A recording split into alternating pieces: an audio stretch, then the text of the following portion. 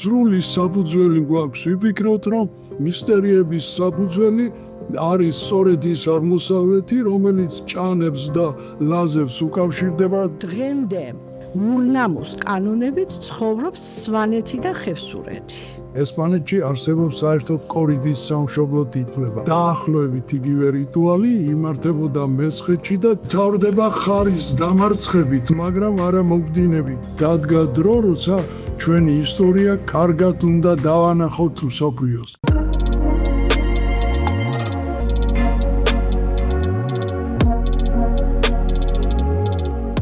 მოგესალმებით, ვაგრძელებთ ჩვენი პოდკასტების ციკლს ჰარმონია გზაშემეცნებისკენ და დაგიბრუნდით ძალიან საინტერესო სტუმრებთან ერთად. დამსახურებული ჟურნალისტი ქალბატონი ნინო გოძიაშვილია ჩვენთან, საქართველოს ჟურნალისტთა საერთაშორისო ფედერაციის გამგეობის წევრი და ბატონი ჰალიკო ცინცაძე, ტექნიკურ მეცნიერებათა დოქტორი, ქუთაისის საერთაშორისო უნივერსიტეტის იბერიის კულტურული მემკვიდრეობის კვლევის ცენტრის დირექტორი. უღრმესი მადლობა, რომ დაგვიბრუნდით, კიდევ ერთხელ ეძლევა ჩვენს მაყურებელს საშუალება მოგისმინოთ და ბატონო ჰალიკო, პირველი ესეთი შეკითხვა მექნება, მისტერიები და კავკასია. ეს რიტუალური ნაწილი ჩვენი ყოფის და კულტურის. რა ვიცით ამის შესახებ? პირველ რიგში მოგესალმებით. და წყირვალი კითხვა, მაგრამ არ შეიძლება ყველა არ დავიწყოთ ჩემი საუბარი იმით, რომ ქუთაისის საერთაშორისო უნივერსიტეტში გაიხსნა იბერიის კულტურული მემკვიდრეობის ცენტრი. ეს ჯერ ერთი უნივერსიტეტი არის საოცარი კამპუსის ტიპის დასახლება და ეს ახალი საგანმანათლებლო სისტემაა საერთოდ ქართულ საგანმანათლებლო სივრცეში და მასში კვლევის ცენტრი და იბერიასთან დაკავშირებული გახსნა ძალიან დიდი ღვაწლია და შორს გათვლილი ნაბიჯია იმ ადამიანების, რომელიც ამ დიდი საქმის უკან დგანან და აფინანსებენ და წარმართავენ ყველაფერ ამას და დიდი მადლობა მათ ამისთვის. ეხლა რაც შეეხება მისტერიებს. მისტერიების საფუძველი ითვლებოდა, რომ მოდის ლათინებიდან, მოდის საბერძნეთიდან და ამის შესახებ წერდნენ და ამის შესახებ გამოკვლევები არსებობს. მაგრამ როგორც აღმოჩნდა, ამის საფუძველი სრულიად სხვა არის. ეს ყველაფერი გამოამჟღავნა ხემატრიის აღმოჩენამ, დაშიფრის მეთოდის აღმოჩენამ და ყველაფერი ძალიან ბანალურად დაიწყო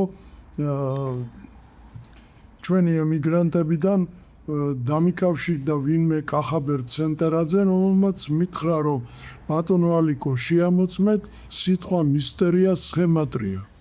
ყველაფერს ვიფიქრებდი, მაგრამ სიტყვა მისტერია სხემატრია, რომელიც სუფთად ლათინური ან ბერძნული მეგონა და კარგად არ არის გარკვეული ბერძნულია თუ ლათინური, თუნდა შემოწმებინა და თან ქართული ანბანური სისტემით, ამას ვერ წარმოვიდგენდი.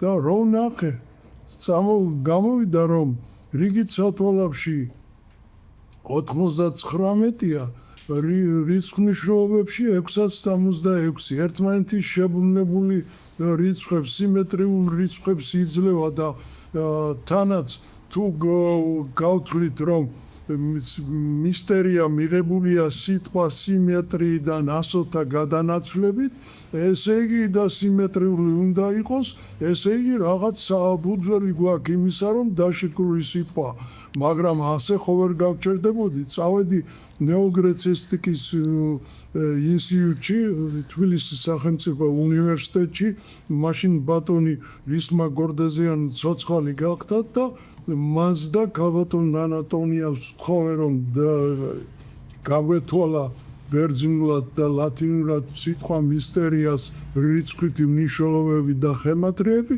აღმოჩნდა, რომ არც ბერძნულად და არც ლათინურად ამ სიტყვაში არაფერი დაშიფრული არ არის. ესე იგი, გამოდის, რომ დაშიფრულია მხოლოდ ქართულ ვარიანტში, ეს უკვე ნიშნავდა, რომ რაღაც განსაკუთრებული იბერიულ სინამდვილესთან არის, მაინც ითვლებოდა, რომ მისტერიების სათავე აღმოსავლეთში უნდა გვეძებნა და ეს აღმოსავლეთი გაირკვა, რომ სადღაც იბერიულ სამყაროს უკავშირდება, მხოლოდ ამის შემდეგ გადავფურცლე ჩვენი ლექსიკონები და აღმოაჩინე ჭანუში, მეგრუში სიტყვა მისერია, რომელიც თვალდახუჭულს ნიშნავს. მისტერიები როგორც წესი თვალდახუჭული და თვალახვეული ტარდებოდა, ასე რომ სრული საფუძველი გვაქვს ვიფიქროთ, რომ მისტერიების საფუძველი არის სწორედ ის აღმოსავლეთი, რომელიც ჭანებს და ლაზებს უკავშირდება, თანამედროვე სამეგრელოს უკავშირდება და ეხლა რა მოიტანა და რა მისცა ამან სოფლიოს.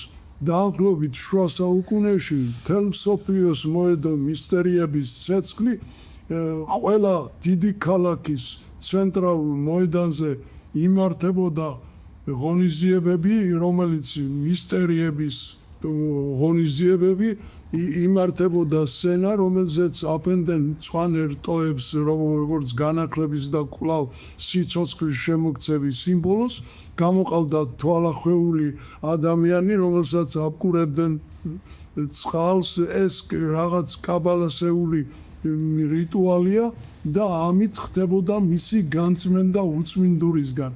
ეს ის საფუძველია, რომელზეც მერე აღმოცენდა საერთოდ ბალმასკარადები, თვალახვეული ბალმასკარადები, საერთოდ თეატრალური ხელოვნება, კულტურის განვითარება მთელ დასავლურ სივრცეში წამოვიდა აქედან, სწორედ აქედან აღმოცენდა და გავრცელდა ეს ყველაფერი. ამდენად თანამედროვე თეატრალური ხელოვნებაც კი, თუმცა ეს ყველაფერი საბერძნეთის გავლით მოხდა, დაუკავშირდა იმ მისტერიებს, რომელიც აქედან შევიდა. ეხლა რაც შეეხება სიმეტრიას, დიახ, ეს ბაბილონური სიტყვა სიმეტრიის შესახებ ცოდნა პირველი ბაბილონმა შემოიტანა, მათემატიკური ცოდნა, თქვენ იცით ეს და სიმეტრია გეომეტრიაში ნიშნავს იმ სიმეტრიულ სხეულთა სიმეტრიულ განლაგებას, რომელსაც მთელი თეორიები ეძღვნება.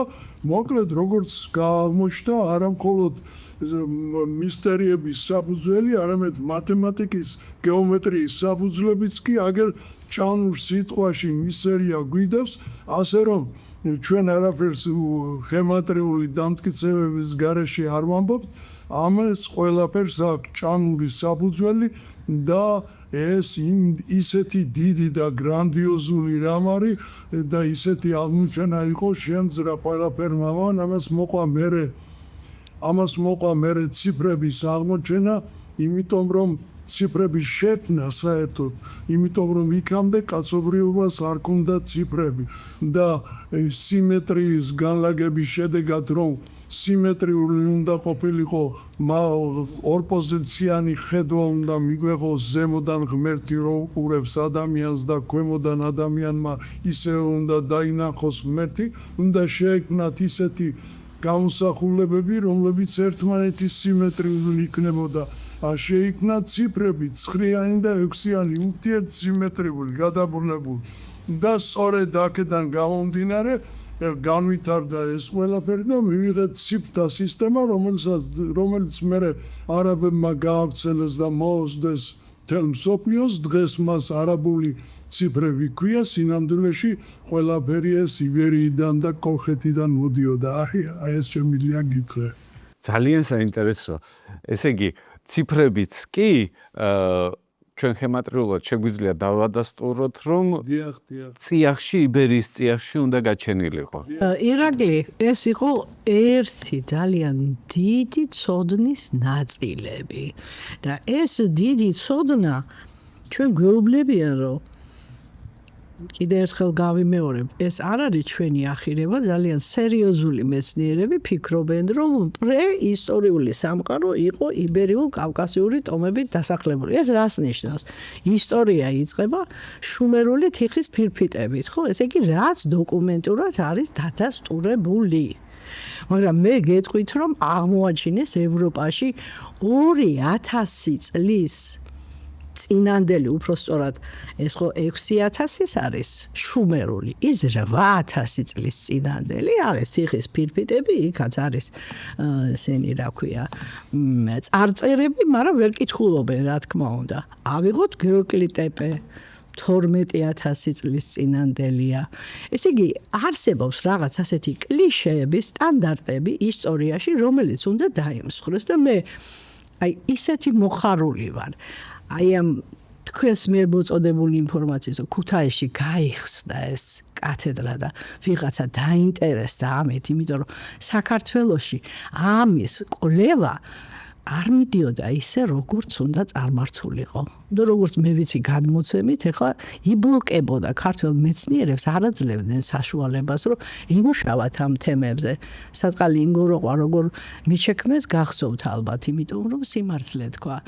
და მე ძალიან მიხარია, რომ ვიღაცამ ითავა პატრონობა, რომ მოუაროს თავის ცოდნა საგანძურს. ეხლა სხვადასხვა გამოცემების რედაქტორი ვიყავი ხოლმე სხვადასხვა დროს და მიგზავნიდნენ ბავშვებს სტაჟირებაზე. პირველი რითი ვიწყებდი, იცი? ამენას თქვენს მეტი პატრონი არ აყავს.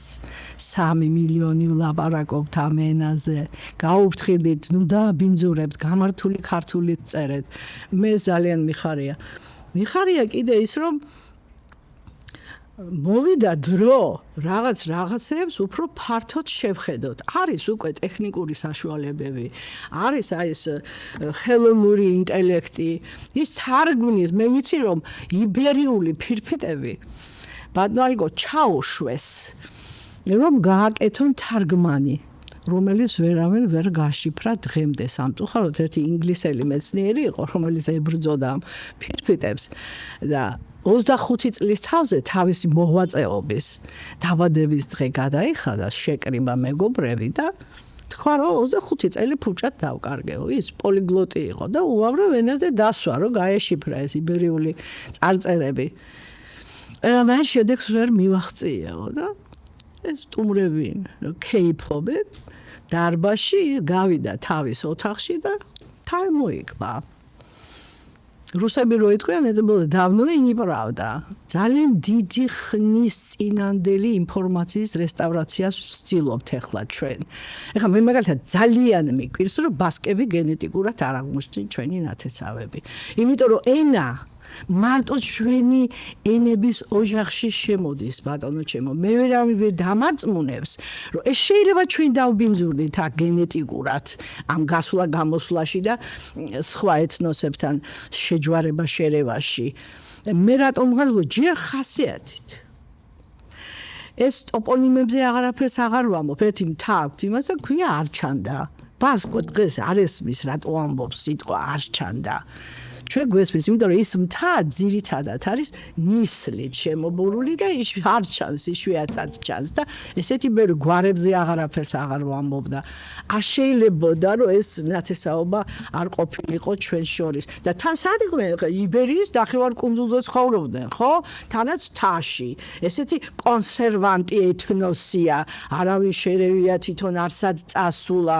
მიხვდით ის რაღაცა ჩვენი პრეისტორიული გენეტიკა შეიძლება იყოს. მე არ მჯერა რომ ბასკებს და ჩვენ შორის არ არის ნათესაობა. ვიღაცა ცუდად ურევს ხელს, მე ეჭვიც არ მეპარება რომ არათუ გენეტიკური ნათესაობა არსებობს ენობრივი რომ არსებობს და იქ რომ ტოპონიმები მარგალეფია და ასე შემდეგ და ბარსელონა საერთოდ აიღეთ ალიო კობალიას ლექსიკონ ნიშნავს დღე რომელიც სადაც მორები საჭრელად დადიან სიტყვა ბარსელონა ხო მოგლეთ ეს იმდენად საინტერესო და ურთიერთ დაკავშირებული ცნებებია ასე რომ ეს ყველაფერი ჭირდებოდა რაღაც დიდ პოლიტიკას რომელიც გამოყენებული იქნა ჩვენ წინააღმდეგ მაგრამ დღეს დადგა დრო როცა ჩვენ მივხვდით რომ ჩვენ ქვეყანას ჩვენ თვითონ უნდა უპატრონოთ დემოკრატიულად მაგრამ ამასთანავე ჩვენი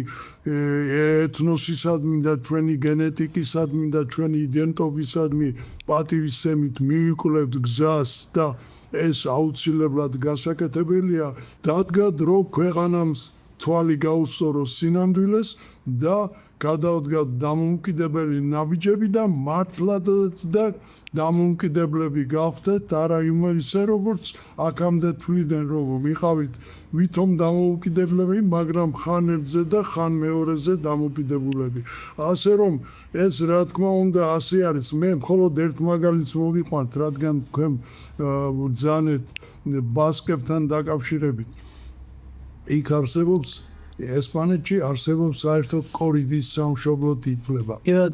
სადაც ხართან დაჭიდება ხდება და ხარის მოგდინებით თავდება ეს ყველაფერი. იგი ამას ქვია კორიდა.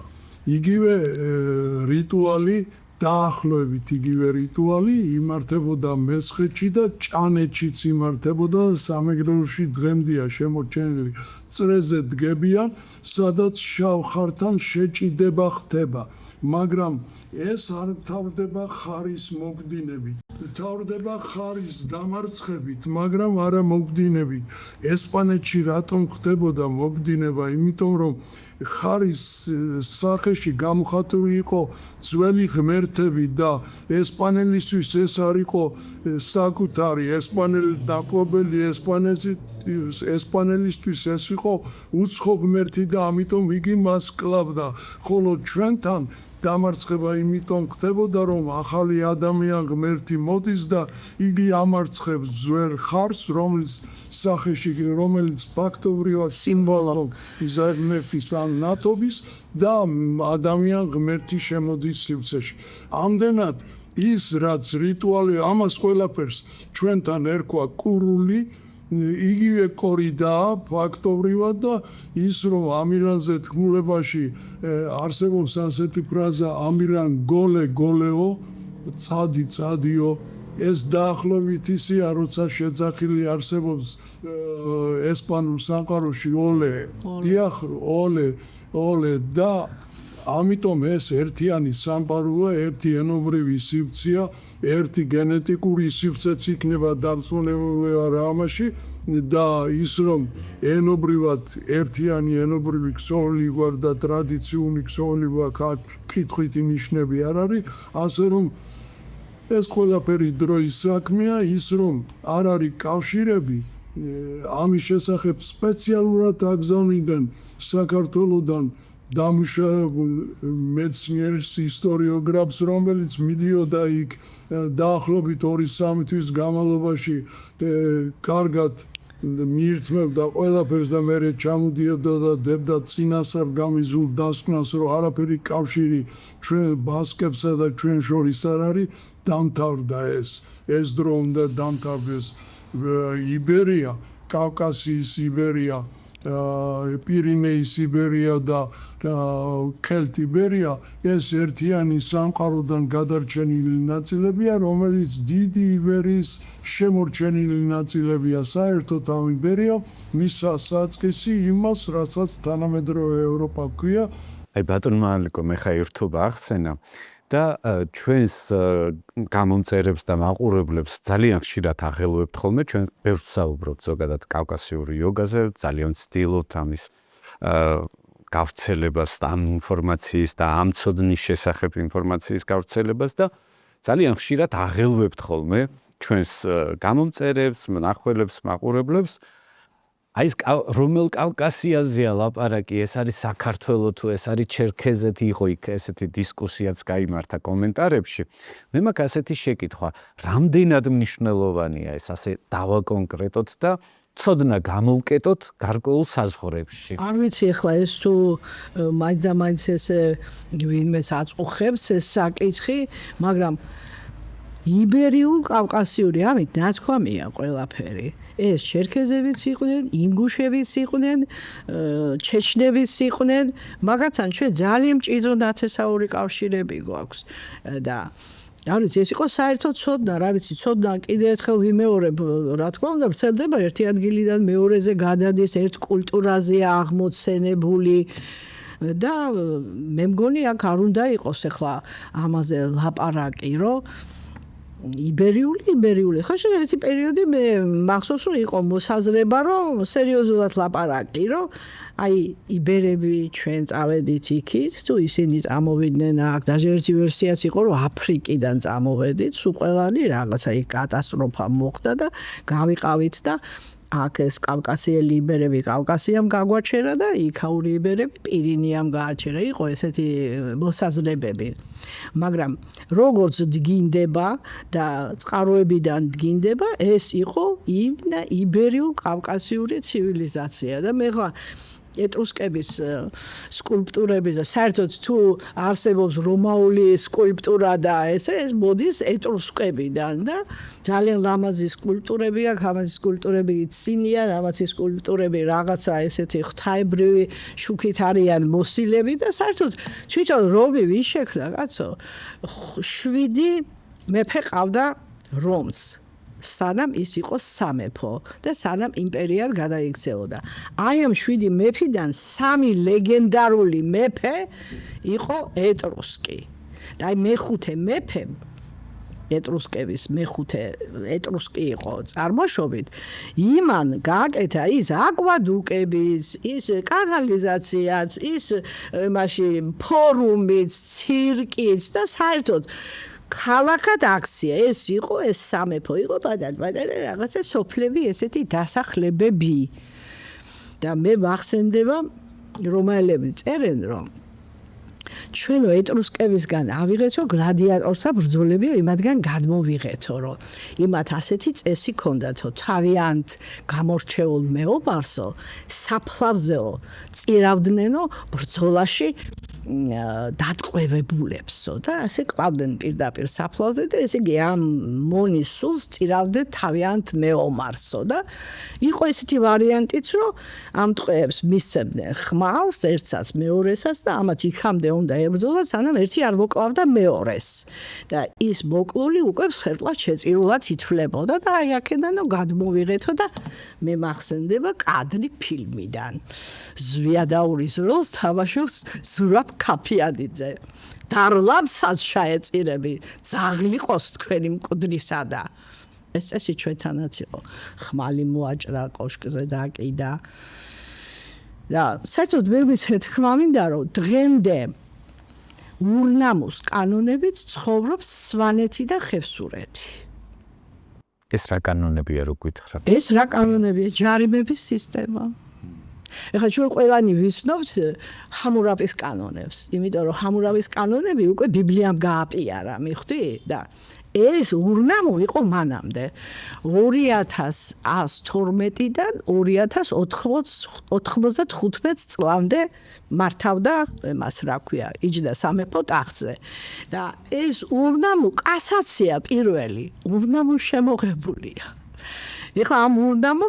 თქვა დააშავებ რამეს შენ მატერიალური და მორალური ზარარი უნდა აუნაზღაურო იქ არ იყო ციხე იქ არ იყო სიკვდილით დასჯა ჯარიმების სისტემა მოქმედებდა და იყო სოციალური ნორმები ძალიან საინტერესო მე ხო უყურებ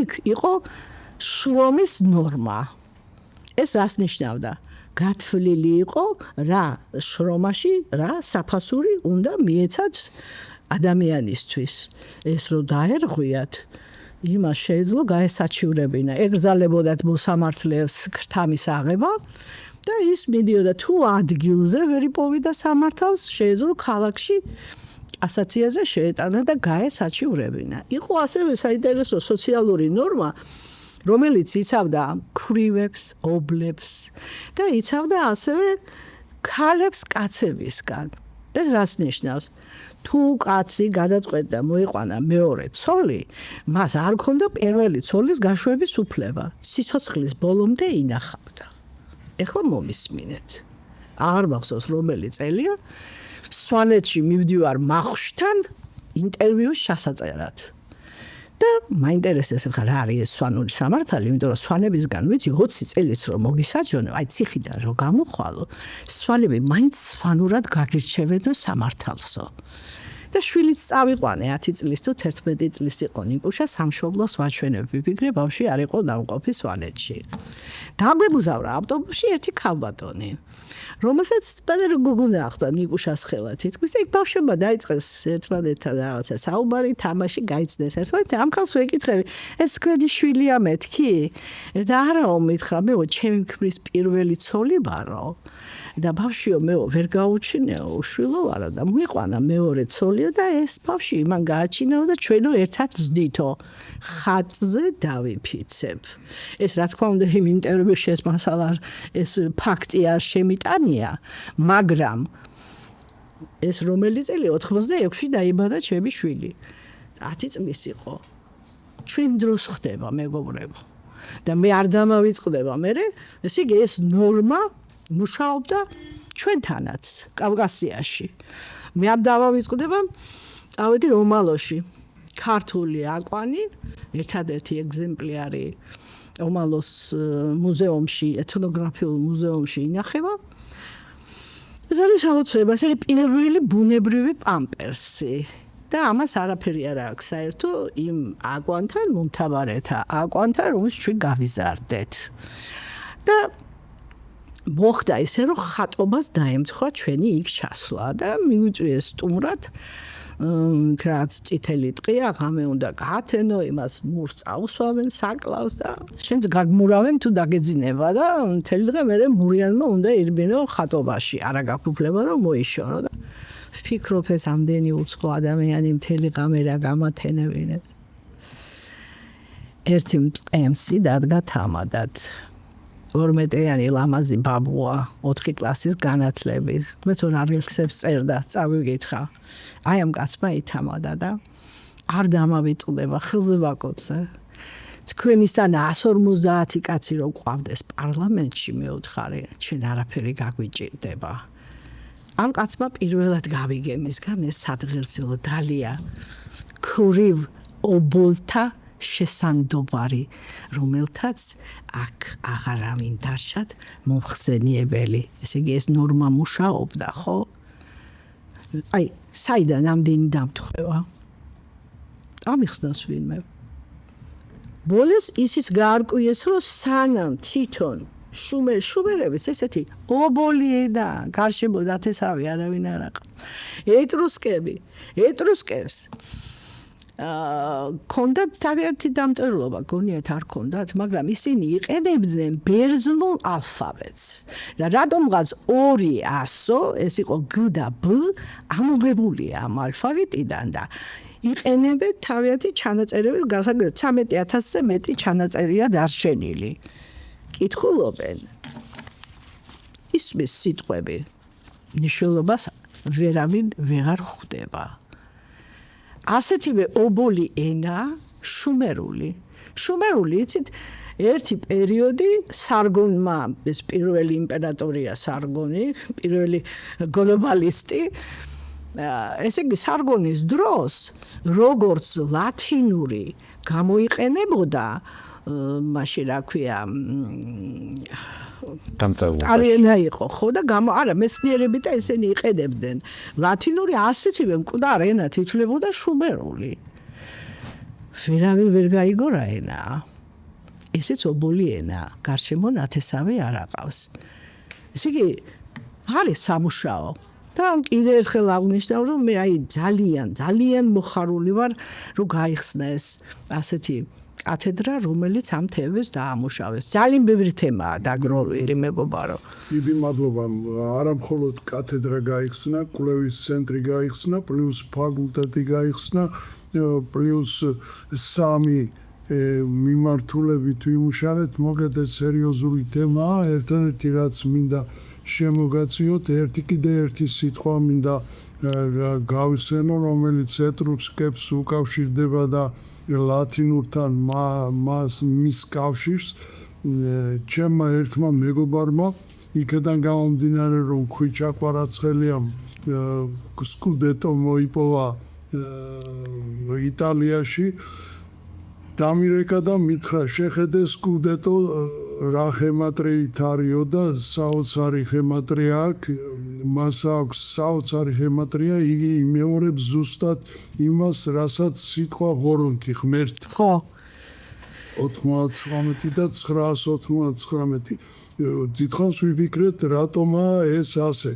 როგორც ჩანს ეს ჩვენგან არის შესული ეს სიტყვა, იმიტომ რომ გარდაცვლილ მეომარს ფარიდან ფარზე როგორც ამბობენ, ფარზე ასვენებდნენ და ის ღმერთს უნდა მიეღო, ღმერთის მისი სული ღმერთამდე უნდა ამაღლებულიყო, ამიტომ ღმერთის რიცხვები უნდა ყოფილიყო და ღმერთის რიცხვებია, ამიტომ ძალიან ბევრი დატოვებული სიტყვა გვაქვს ჩვენ იქ და ის რომ რაც მოხდა შუმერულთან დაკავშირებით დღეს ნელ-ნელა ეფინება ამას ნათელი იქიდან გამომდინარე რომ გარკვეული ნათესაობა არის სვანურთან და სერიოზული ნათესაობა რაღაც ეტაპზე შუმერები როცა ძალიან განვითარდნენ მოაწვენ სხვა ტომები რომლებმაც ნელ-ნელა შეავიწროვეს შუმერული და ეს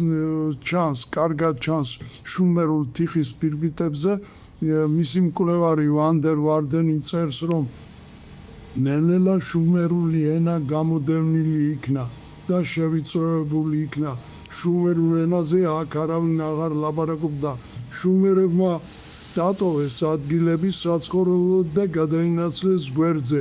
ამიტომ წერს ზვიად გამსახურდია რომ შუმერი და ბაბილონი ერთი ვენახის ორი რტუაო.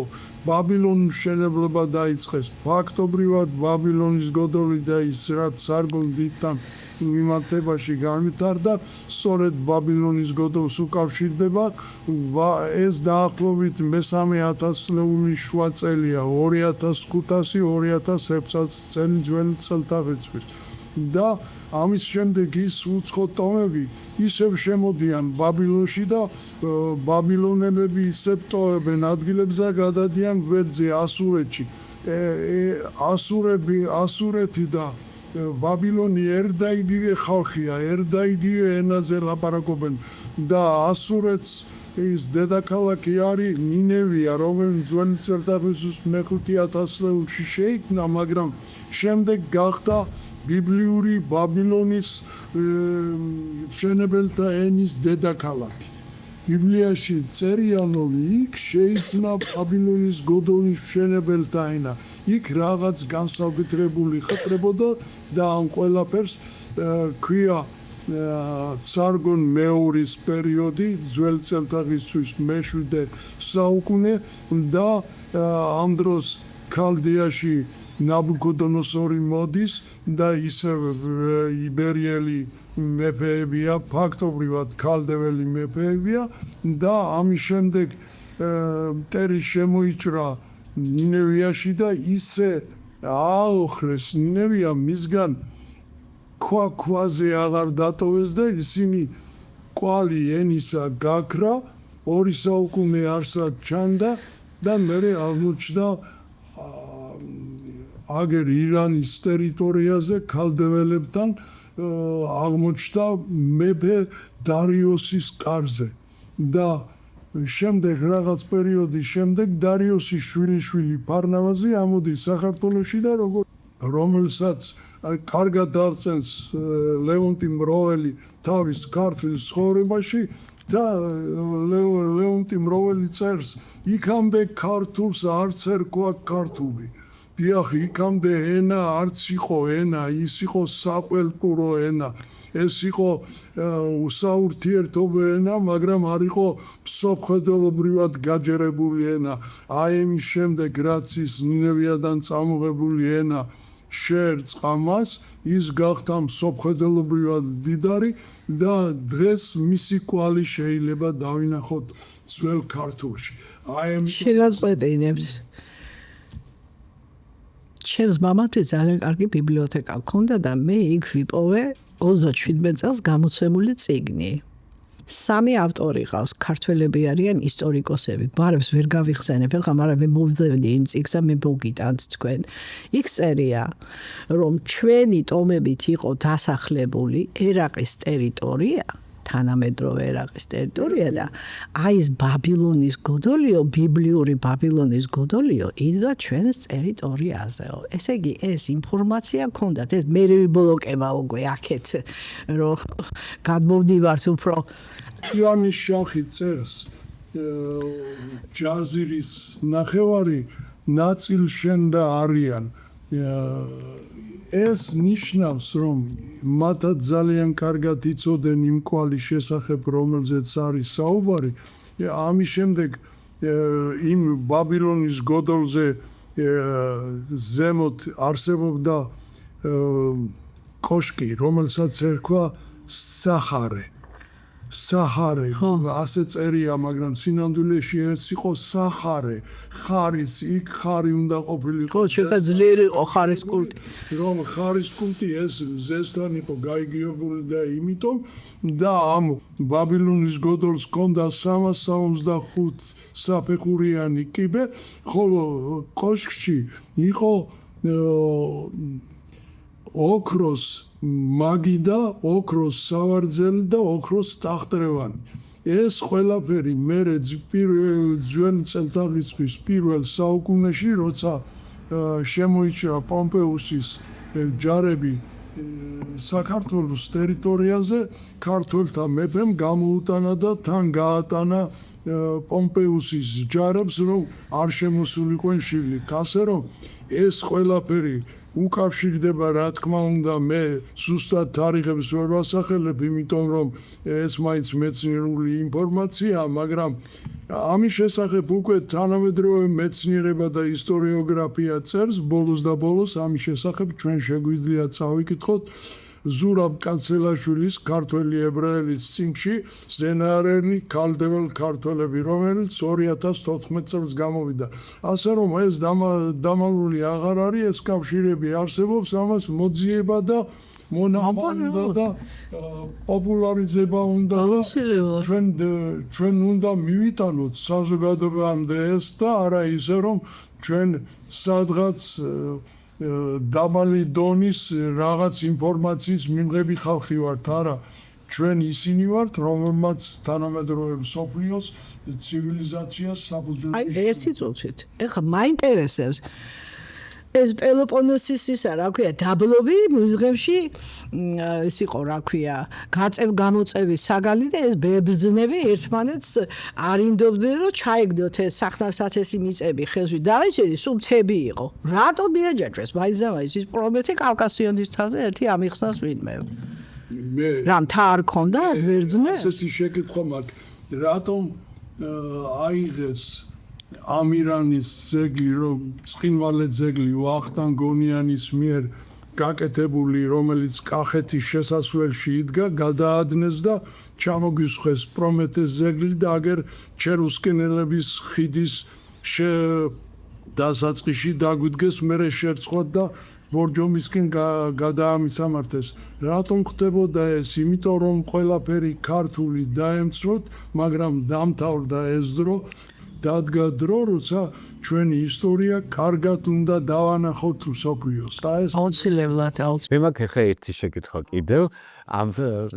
როცა ჩვენ საუბრობდით, ქალბატონო ნინო, იქ ვახსენეთ, რომ ბედისწერა როგორ შეიძლება შექმნა შენ თვითონ.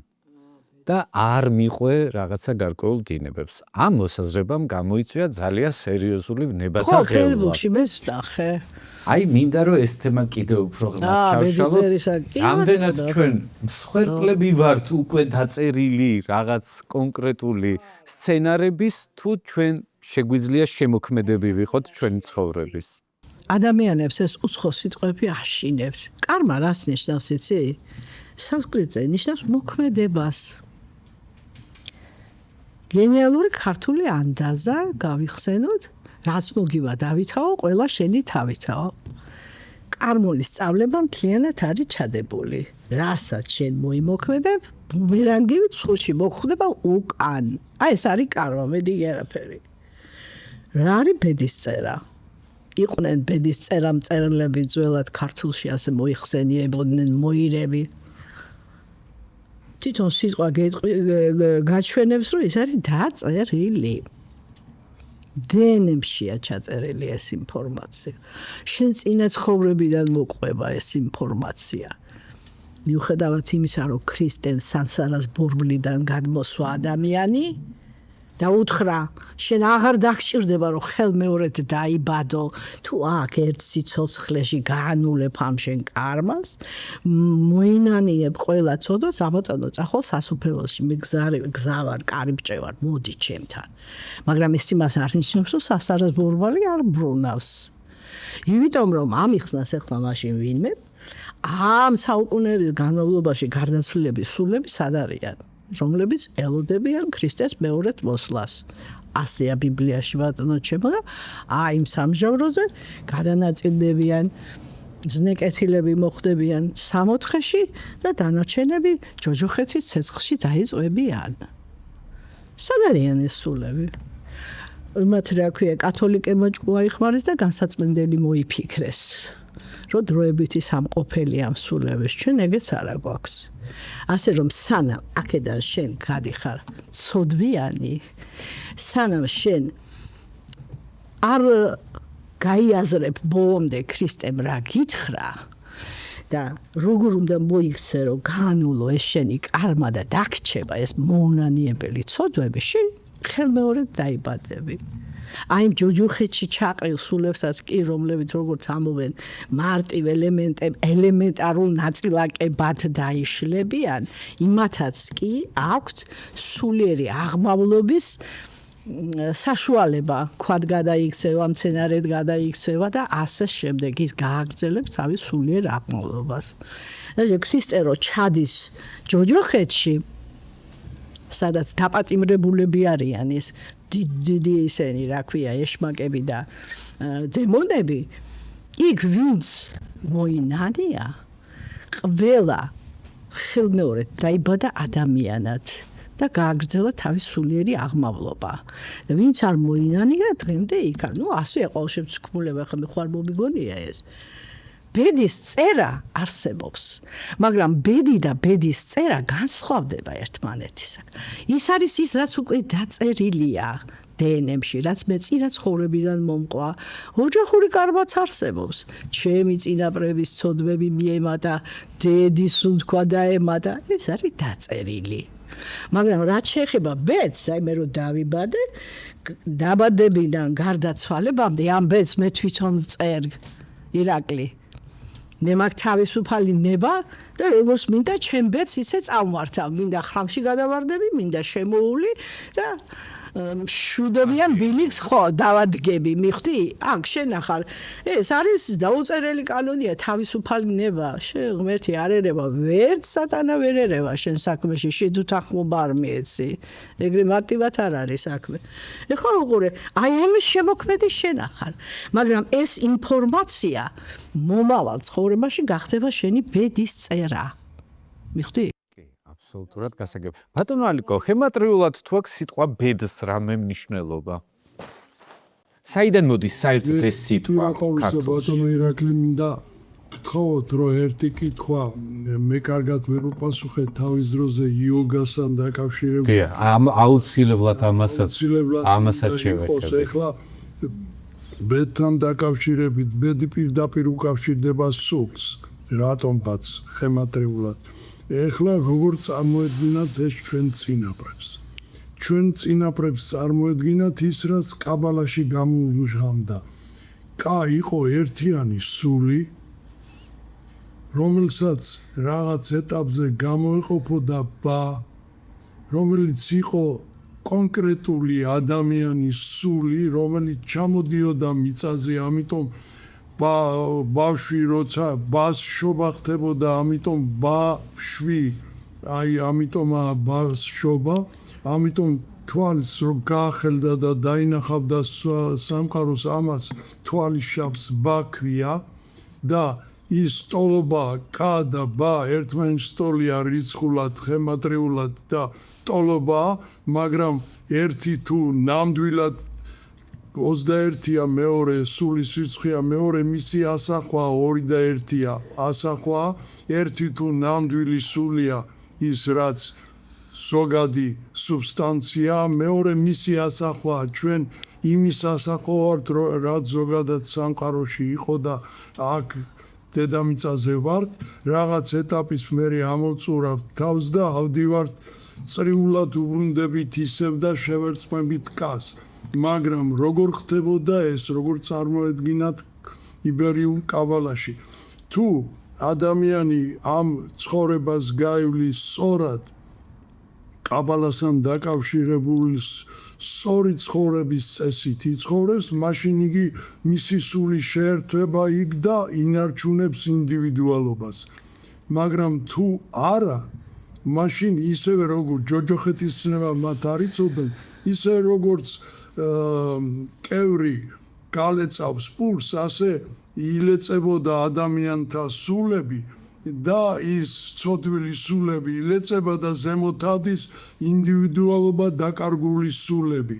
ამდენად ჯოჯოხეთი კი არ წარმოედგინათ, არამედ წარმოედგინათ რაღაც საერთო სამჟავრო, რომელზეც მერე ვინც გადის და ზემოთ თუ ერთდება და ინარჩუნებს ინდივიდუალობას, მას ის გენეტიკური მეხსიერება აქვს, რომელზეც ქალბატონმა ნინო მილაპარაკა და ვინც არა, ის თავიდან იწყებს ამ წრებულობას. ამას კა და ბა ერთიანობა იყო და ლა წრია, ამას ქვიოდა სულის მარადიულობის მოძღვრება. სული მარადიულია, სული არ კვდება, სული მარადიულია იმათი, ვინც სწორი ცხოვრების წესით ცხოვრობს. ასე წარმოედგინათ ჩვენ ძველებს ეს ყველაფერი. ეს მხოლოდ კაბალაში მუდმივი შესაძლებლობების წრია ფაქტობრივად. რომელიც თვისობრივად გამაღლებს მერე ყოველი ახალი წრეზე წამოსვლის დროს შენ უკვე ამაღლებული უბრუნდები წინ და თან გენეტიკური მეხსიერება გაქვს. ხო, შენ ამის გასწავლების საშუალება გეძლევა კაც. მოგეთეს სულესი. ეს არა ქვია. საერთოდ გინახიათ ესეთი სიმბოლო, გველი თავის კუჭ ჭამს. ეს არის მითიური გველი ურობოროსი. აი ის არის, რომ სანსარას ჩაკეტილი წრიდან არ გვიშვებს ადამიანებს, ანუ სულებს უფრო სწორად და კვები იბადები, შეიძლება მილიონჯერ დაიბადოს თურმე ერთი სული. და აი ამ წრიდან უნდა გახვიდე, რაც ბატონ მალიკომ თქვა. აი ამ წრიდან გასვლაზეა, აი ბუდას მაგიტომ მოვიდა. რომ მოხცა საშუალება დაგანახა გზა, როგორ უნდა გაექცე ურობოროს, მიხდი? ამ მითიურ გველს კაცობრიობის დიდი მოძღვარი. ეს არის გზა ფაქტობრივად, ხო? როგორ გავიდეთ. აი მე რაზე მწყდება იცი გული, რომ აი ეს კლიშეების მაშინ ცხოვრობს, გავლენაში ვართ ისევ. მაპატიეს და ცეცხლზე წვადივით რო შეწყვეს ჯორდანო ბრუნო.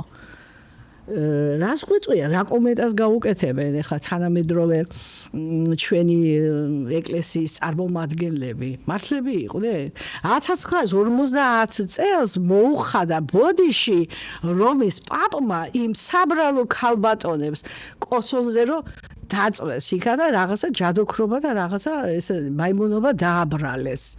იქ სულ 37 წელი იყო შვილო. აი იმ მიზეზით რომ ის ჯადოქარია, ერთმანეთს ქონებებს ახევდნენ. დასმენები იყო, ის იყო და ისეთი ქონობა ჩაიგდეს ხელში და ერთმანეთს იმაშვებოდნენ, მტრობდნენ, როგორც შეჭი 37 წელს რო იყო. ასე რომ ეს კიდე ერთხელ ვიმეორებ ღმერთის შემეცნება, ეს არის ცოცხალი პროცესი. აი იქ არის ობიექტური ჭეშმარიტება ღმერთი, რომელსაც ჩვენ ვერ ხედავთ. ჩვენ გვაქვს რაღაც წარმოდგენა მასზე.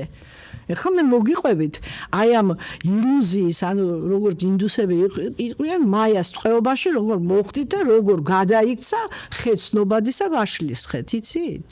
არა, მე არ ვიცი.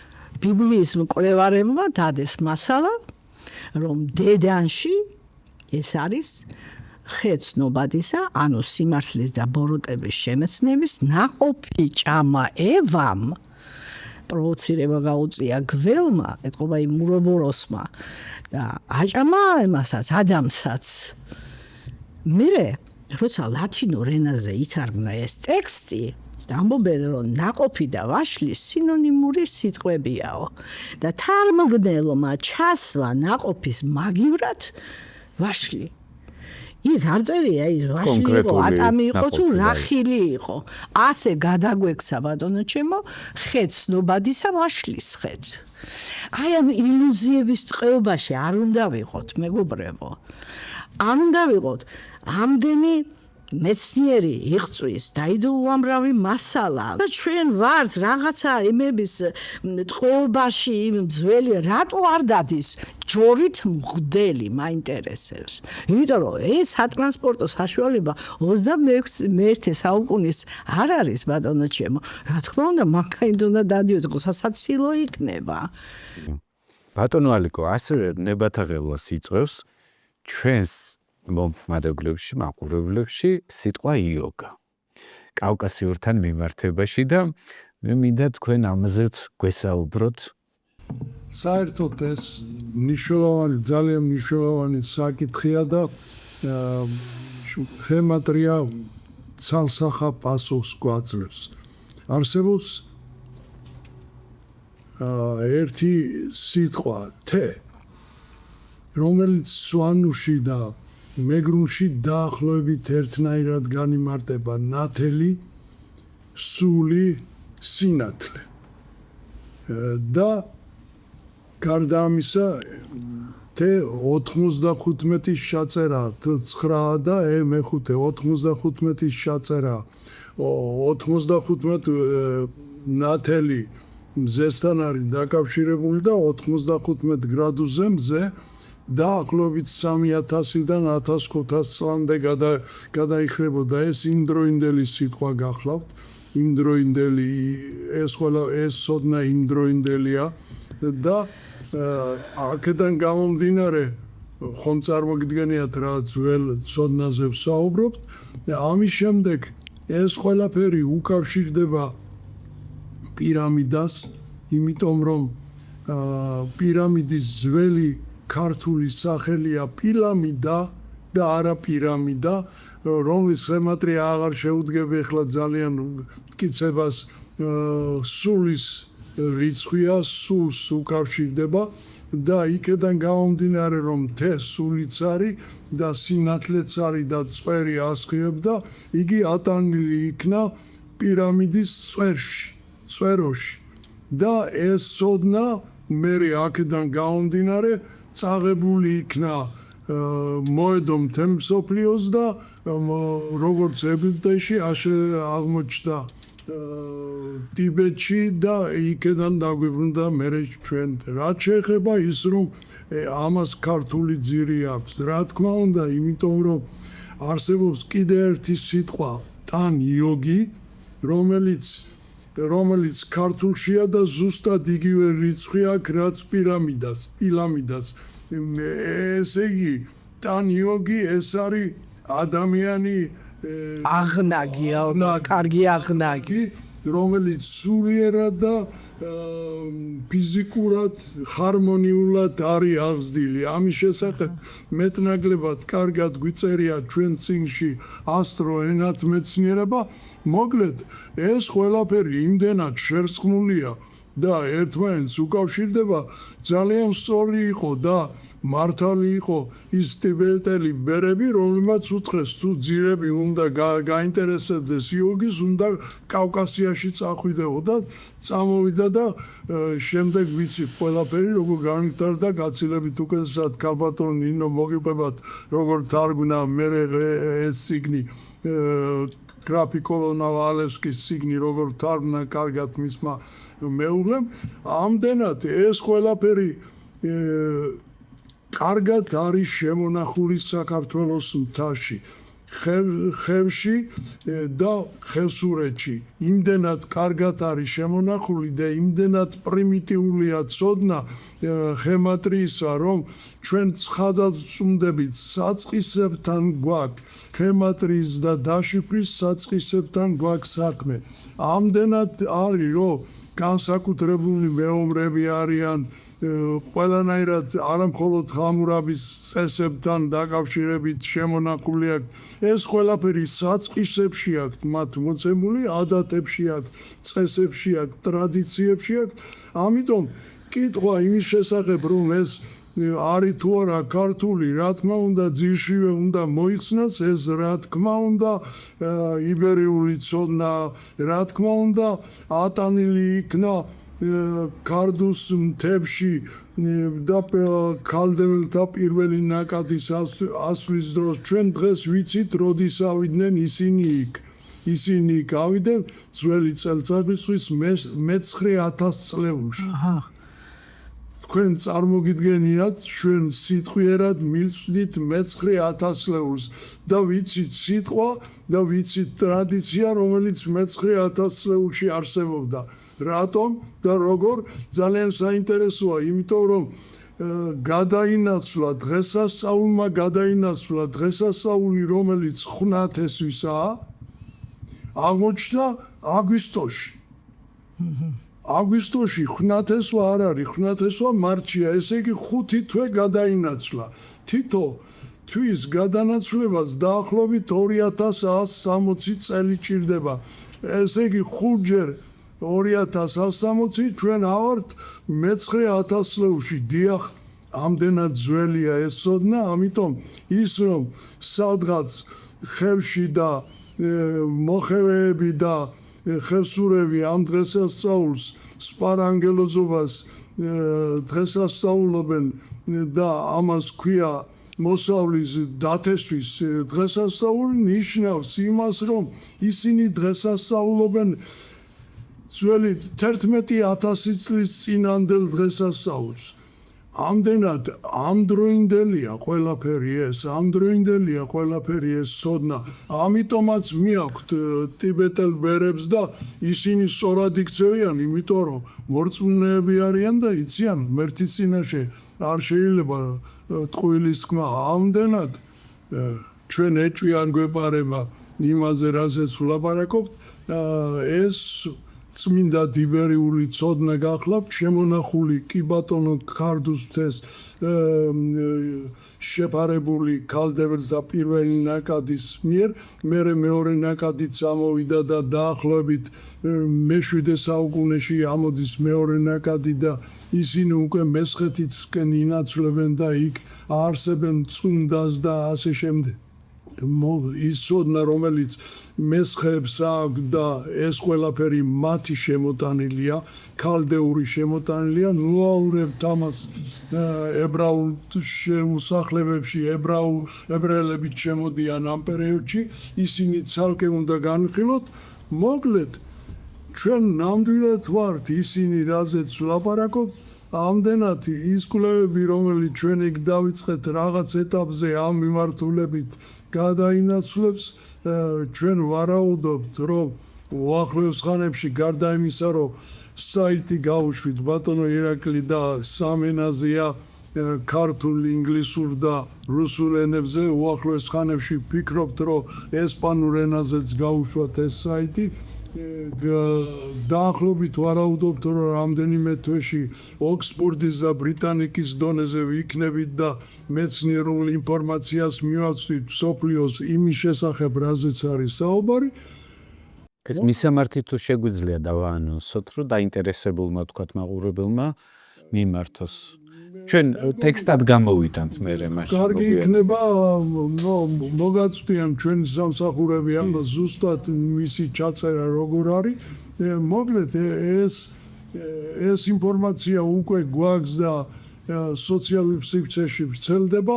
ამდენად კვლევები მთელი მასშტაბით, დიდი მასშტაბით მიდის და ვარაუდობთ განათლების ის რეფორმები, რომელიც დაიწყო, მოიტანს იმას, რომ არა მხოლოდ უმაღლეს სკოლაში უკვე აკრედიტაციისთვის მიმდინარეობს მზადება ჩვენი ფაკულტეტის, შევა ეს ცოდნა, არამედ შევა დაწყებით კლასებში, მეხუთე კლასიდან ჩვენ შევიტან და აღვადგენთ 40 ასონიშნიან ქართულ სისტემას, რომელიც დაშიფრის მატრიცა გახლავთ, იგი შევა ისტორიის სახელმძღვანელოში, ინფორმატიკაში, ქართულში და ასე შემდეგ შევა ყველგან და მოიცავს მთელ ცოდნას და დამთავრდება მე-10 კლასში სადღაც იოანე ზოსიმეს ტექსტით, ხოლო მე-11 კლასში უკვე ხელოვნური ინტელექტი ჩაერთვება საქმეში, რადგან ამ ყველაფერს ერთიანი ძირი აქვს, ერთიანი თვლის სისტემები, ასე დაიწყო ორობითი თვლით, დაიწყო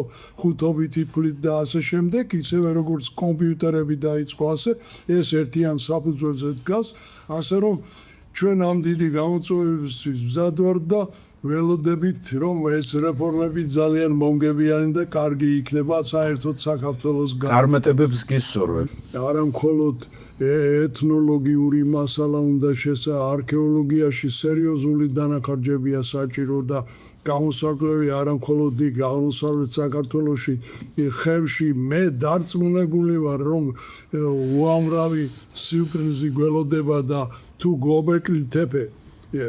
გობეკლი თეფე არის მზის სადგური რომელიც ყველაზე მინიმალურად მე-7000-ით თარიღდება ისე თავამი პროგნოზით მე-12000-ია ძველი წელთაღრიცხვის და დადგა დრო ჩვენ კულტურულ მემკვიდრეობას ჩვენ მოვუაროთ ჩვენ შევეცდებით რომ ჩავიდეთ გობეკლი თეფეში და ვნახოთ იმდენად ძლავრი მზის სადგური იყო და სამლოცველო იყო რომ ვერაფერი რომ ვერ მოუხერხეს და ვერ ააფეთქეს იმიტომ რომ მრავალტონიანი მეგალითები არის მიწა წააყარეს დაახლოებით სამარხული იყო მიწა იყო წაყრილი რომ დაემარხათ წარმოიდგინეს რა სამუშაო შეასრულეს რომ დაემალათ ეხლა გათხარეს და აღმოაჩინეს წყინვალე ძეგლი